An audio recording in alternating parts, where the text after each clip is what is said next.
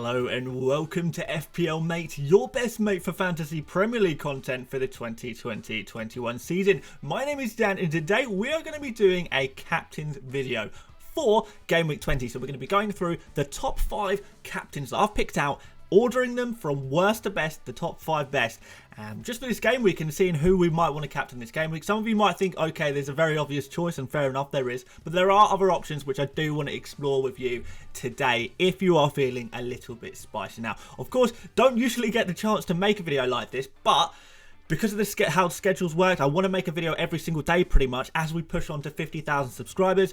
Some of you will know my YouTube anniversary is the 30th of January and I have this huge target to hit 50,000 by that date. So if you are new around here, please do consider subscribing, help me towards that target, and I will try my best not to let you down with the FPL content. Of course, if you enjoyed this video as well, don't forget to leave it a big thumbs up as well. But I think without further ado, we just jump straight in to our 5th best captain of the game week. And that is going to be Mr. Harry Kane home versus Liverpool. Probably weren't expecting me to pick out Harry Kane versus Liverpool because, you know, Liverpool typically a difficult game. You know, Harry Kane is very reliable as a captain, but I don't know, maybe you don't like the look of Liverpool. But, you know, let's think about it. Liverpool not been in such great form recently. Also, Spurs are at home, Liverpool away. We know Liverpool aren't quite as good away from home as well. So, you know, there is definitely some things to consider, and I do think Harry Kane is worth considering this game week. So let's look at Harry Kane's stats first and foremost. In his last 5 games, 19 shots, so that's pretty much 4 shots a game. Not too bad, not too bad. 11 of those shots in the box and 7 on target. 3 of those shots were also big chances for an expected goals of 2.44. So that's not bad over 5 games, right? 3 goals in that as well, 6 key passes, 3 big chances created. So he is bringing that creative element back into his game. We was kind of missing his creativity a little bit. I don't know, sort of towards the midpoint of the season so far. Now he's bringing in that creativity again for 1.78 expected assists, and he's got 1 assist as well. So he is slightly underperforming on assists, but we think he will get back to that, you know, linking up with Son. Both of them will assist each other and score each other's chances as well. So there's going to be some good opportunities for Kane. And, you know, Kane can score against anyone as well. So just make sure you remember that. Big game, small game, it doesn't matter with a player like Harry Kane. When you're talking about the real premium options, they really can do it against the big stage as well. Harry Kane is that kind of player. But let's look at Liverpool, because Liverpool have dropped off slightly. They're not the amazing defence we typically think of them as being, particularly recently. We know they've just conceded 3 goals in the FA Cup against Manchester United. That was perhaps a surprise to see Liverpool concede 3 goals. Obviously, they lost 1-0 to Burnley. They've had a couple of losses and not really scored many goals in recent games. So maybe they are dropping off a little bit. They seem to be really clearly lacking a centre-back. In the past 5 game weeks, they've over 1 expected goals conceded per game. So they are expected to concede every single game. 1.4 big chances conceded per game as well, which is not, they're not conceding loads of chances or anything like that, but they're certainly not at the top. They're kind of in mid-table, I guess, in terms of how good their defence is right now. So I definitely would not be too confident about owning Liverpool defenders right now, particularly in this game. And I do think Spurs can get a result, possibly. And if they do get a result, who's going to be scoring? It's going to be Harry Kane. It's going to be Heung-min Son. Harry Kane more likely, of course. And I just think this is going to be a really good opportunity for Kane. Even though it doesn't look at it on the face of it like an amazing fixture, it could actually be okay. But let's move on to our next pick anyway. And that is Joao Cancelo away versus West Brom. And now that is a fixture that kind of looks a little bit nicer, but I've gone for a defender here. I suppose you could substitute, say you don't have Joao Cancelo, you could go for a Diaz. Stones maybe a little bit riskier, but Diaz could be quite nice. But Joao Cancelo is the player I've picked out just because I think he offers the most attacking threat. I think we'll probably pretty much all agree with that. Last 5 games for Joao Cancelo, 6 shots, 4 of those shots in the box, 2 on target, an XG of 0.41, 7 key passes, 3 big chances created, 1.53 expected assists. And he's also playing for the best defence in the league by some distance. So that is something that we very much like the look of, isn't it? We know that there's a very good chance that Joao Cancelo is going to keep a clean sheet. Every single game, when you go in with a Man City defender, the chances of them keeping a clean sheet you're going to say that's over 50-50 chance, aren't you, really? It's more likely they keep a clean sheet than they don't keep a clean sheet. They've been phenomenal in defence. I've spoken to no end about how good Man City's defence have been, so I'm not going to go on about it too much. But Joao Cancelo seems to be this ever-present, loads of expected goals, loads of expected assists, but not actually quite getting these goals and assists. When is it going to come? When is it going to come? Because Joao Cancelo is a huge score waiting to happen, and it's a little bit of a risk. I say it's a little bit of a risk. You pretty much got a nice baseline of a clean sheet here. So 6 points is probably what you're going to get if you go for Joao Cancelo captain. That goes up to 12 points, obviously, when you've captained him times 2 points. But is there going to be an attacking return on top of that? That's where you kind of think, okay, maybe Joao Cancelo's ceiling is not as high as some of the other picks. But still, you know, you have that thing in your mind. It's going to happen eventually. Why not against West Brom? And you know what? That's a good question. Why not West Brom? Because West Brom in the last 5 game weeks, they've pretty much been the worst defensive team in so many metrics, statistical metrics. So over, almost 18 shots conceded per game. That's an insane amount of shots conceded. Over 11 shots in the box conceded every single game on average. 6.4 shots on target they're conceding, 2.07 expected goals conceded per game, and 2.8 actual goals conceded per game. So they're underperforming because perhaps they don't quite have that quality in their team as well. So they conceded even more than the terrible stats suggest. So they're the worst in every one of those metrics. Every one of those metrics, they're the worst in the league right now over the past 5 game weeks. 2.8 big chances conceded per game as well, so that's really high. They can't keep a clean sheet to save their life. I can't remember the last time they kept a clean sheet. And, you know, attacking-wise, they're still towards the bottom statistically, but they do have this knack of scoring goals. And that's kind of the only doubt in my mind when it comes to going for a Man City defender.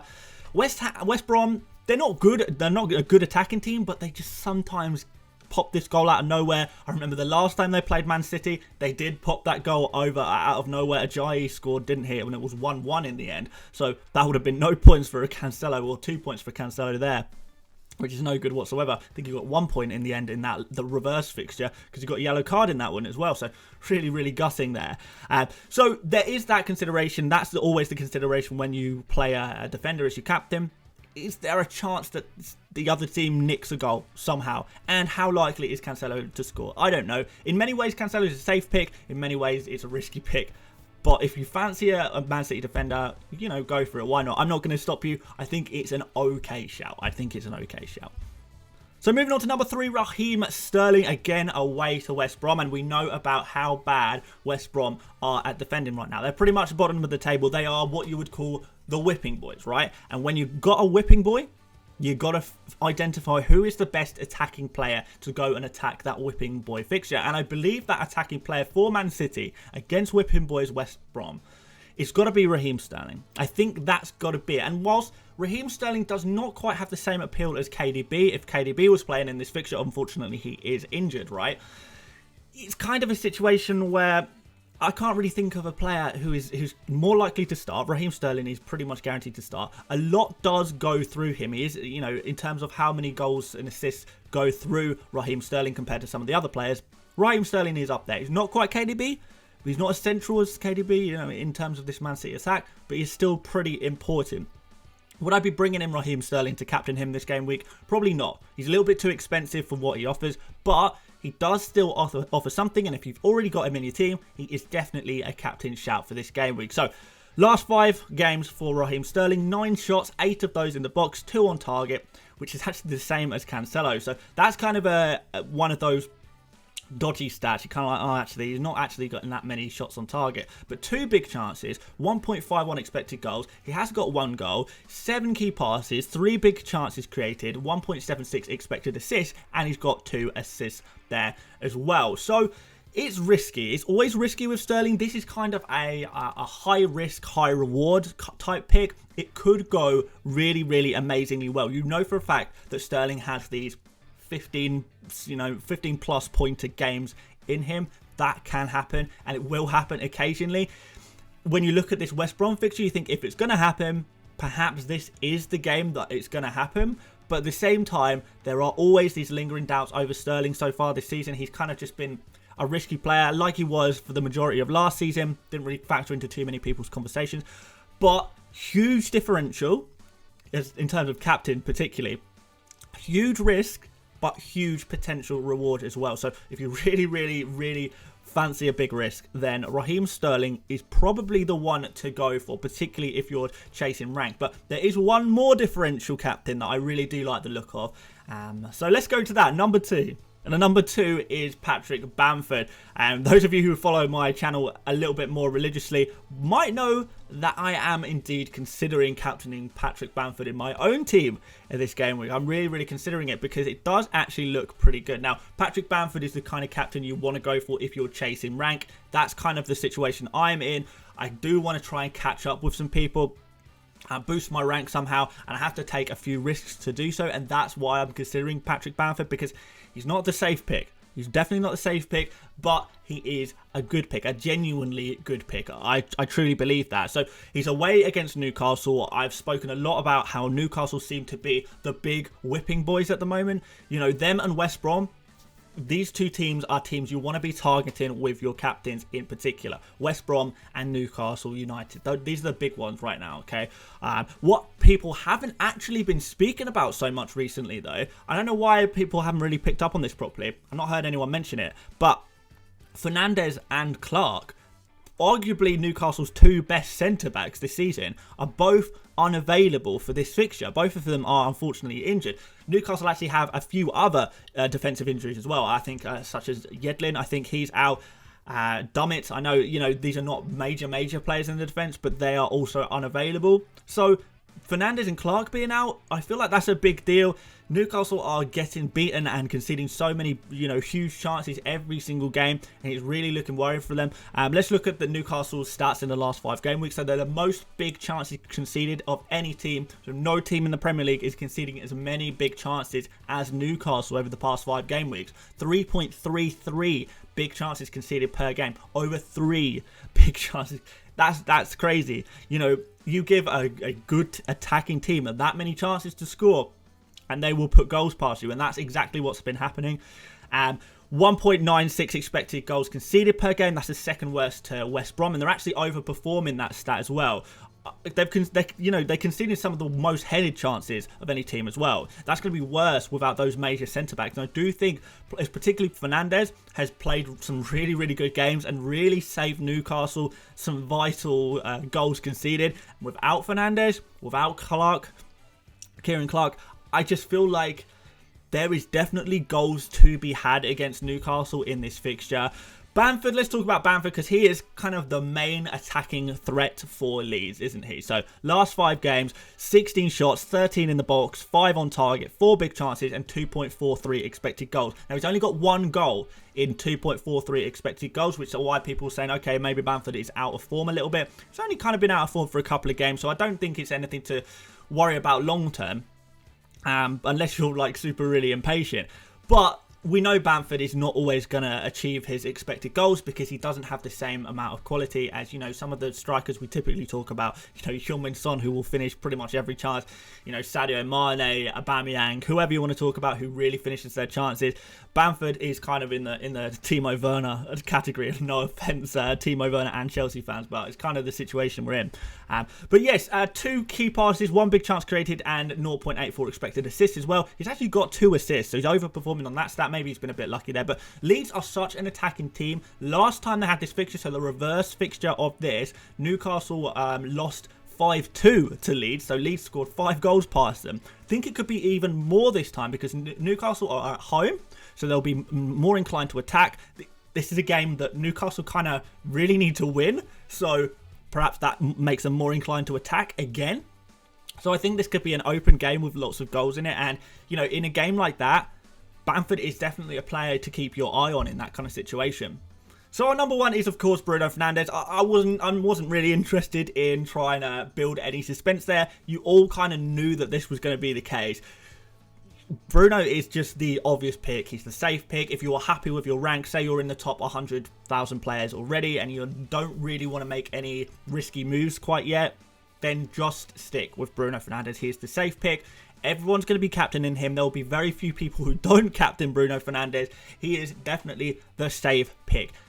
I don't want to say he is definitely going to score the most points this game week. I don't believe that to be true. I think he's definitely one of the candidates for being the high scoring player. I do think Bamford probably has almost the same chance of scoring the same amount of points as Bruno Fernandes in this game week. I'll explain a little bit why in a second, but Bruno is just the safe pick. If Bruno goes off and scores 15 points and you haven't captained him, you are suddenly going to find yourself way behind. Everyone is going to jump above you, so don't take the risk if you don't want to take the risk. Just keep it simple. Don't think about it. Just captain Bruno. So, home against Sheffield United. We kind of think of Sheffield United as a really, really, really bad team. They're not quite as bad. I don't think they're quite as bad as a Newcastle or a West Brom.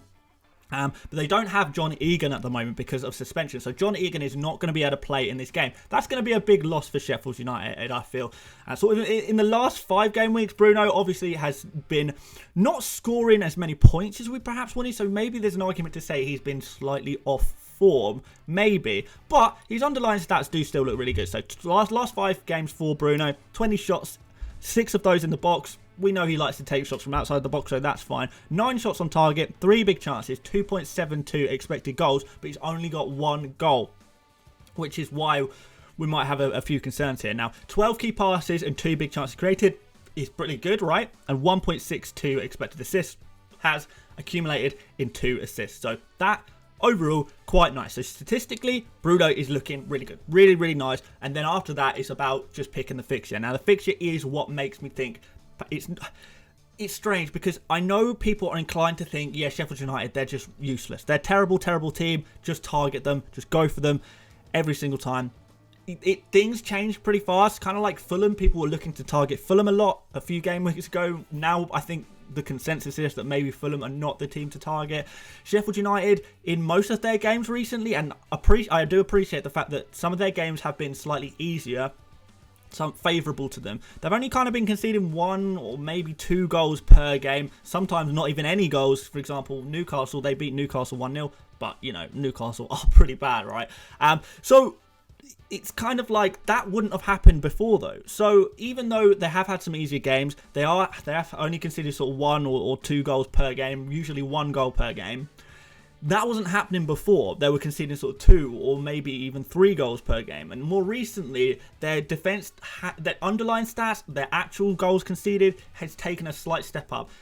It's a balancing act because it has been an easy run for them. Other than the game against Spurs, which obviously they conceded 3 goals. And generally speaking, when they play the bigger teams, they do concede a few goals as well. So I don't know. Sheffield United in the last 5 game weeks, 8.4 shots conceded per game. That's the 4th best in the league. 1.2 big chances conceded per game. That's the 5th best in the league. 1.02 expected goals per game. That's the 6th best in the league. So I'm not talking about one of the worst teams in the league. We're talking about one of the best defences in the league. That's actually about the same as Liverpool, if you want reference there. They do underperform, though. They don't, they don't have the quality of goalkeeper, I guess, to overperform or anything like that. And they have had some favourable fixtures, like I say. So it's, it's difficult to say. This is definitely the safe pick. I don't think it's quite as good as a lot of people are making it out to be, but it is still good just because of the quality of Bruno and Manchester United in general at the time. At this time, really good attacking team there. You might be wondering, okay, why is no Rashford? I do think Rashford has a good chance of being rested this game. So, okay, why have I not included Martial in this list? I think Martial could be playing on the wing with Cavani playing up front maybe. So maybe, okay, well, we'll go for Cavani. Well, I don't know if to go for Cavani for sure because maybe Rashford does play. Cavani started in the FA Cup, which means maybe Martial plays up front and Cavani's rested. That's a little bit of a toss-up for me, and I'd rather not do that risk personally, which is why I'm not really comfortable recommending Rashford, Martial or Cavani, but they could be good shouts, again, if you are willing to take the rotation risk. But Bruno Fernandes seems a much simpler choice if you have him, and you should have him in your teams, by the way. Just go for him for captain. It's the safest pick. Unless you really want to push on and try and make a difference in your game week, in your overall rank, then Bruno's the one to go for. So that is the end of the video. I hope you did enjoy it today. If you did, please do give a big thumbs up. Don't forget to subscribe if you have not done already, as we push closer and closer to 50,000 subscribers. I'm really starting to believe we can actually do this, by the way. I really think we can hit this target, but I can only do it with your help, of course. After we hit 50,000, I promise you I'll stop begging you to subscribe. I'm sorry, I just really want to hit this target. Sorry, guys. But yeah, hopefully if you did enjoy this video, thank you so much for watching. If you want to join me on Twitter, Instagram, support me on Patreon, or join my mini league, please do check out the links in the description. And other than that, guys, I will see you for a deadline stream tomorrow before what, an hour and a half, no, 2 hours and a half before the first kickoff tomorrow. So it's going to be a slightly earlier one tomorrow, isn't it? You can work out what time it is in your own region, I'm sure, but we'll put that up tomorrow, and we'll go live, and hopefully I'll see you there. So thank you so much for watching once again. I'll hopefully see you on tomorrow's deadline stream, and I'll catch you later, mates. See you later, mates. Bye-bye.